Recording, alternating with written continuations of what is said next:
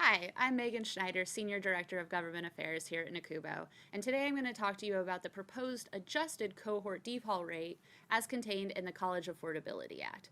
Now, you're all probably familiar with the cohort default rate that your institutions are currently operating under.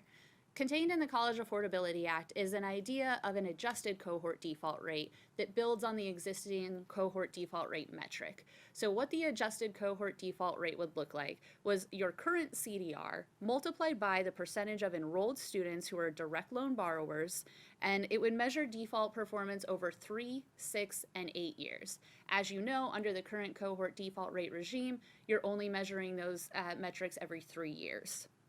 Now, another thing that is tied into those additional 6 and 8 year metrics are different tiers of eligibility for Title IV aid program. Your adjusted cohort default rate would have to be below certain thresholds to continue participating in both those Title IV programs and also the newly created Perkins Loan Program in the College Affordability Act, which you'll hear about in another video.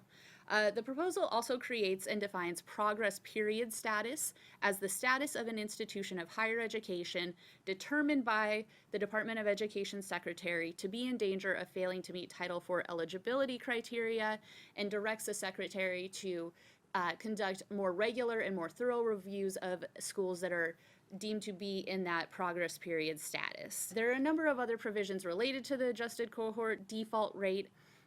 Borrowers that are in short-term forbearance of less than 18 months would be included in this ACDR, as we call it, calculation.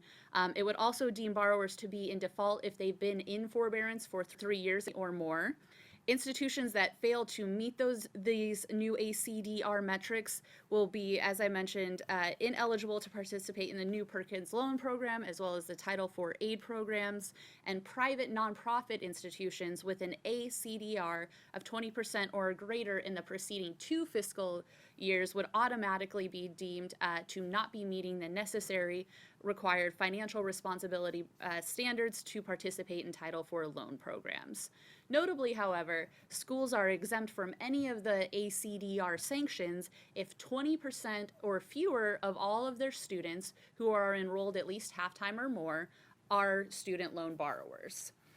Again, NACUBO is not expecting this adjusted cohort default rate to be a huge stumbling block. We know that all of our institutions have a great focus on student success and student completion, and are interested in putting our students out in the world poised to succeed. Our only concerns are really that this adjusted cohort default rate unnecessarily complicates an already complex regime of accountability measures contained in the College Affordability Act, and that integrating this complex multi-tiered approach should be tested with current data before it's implemented. For any questions and to read more about this and other proposals contained in the College Affordability Act, click on the links below, and as always, feel free to email us at advocacy@nacubo.org.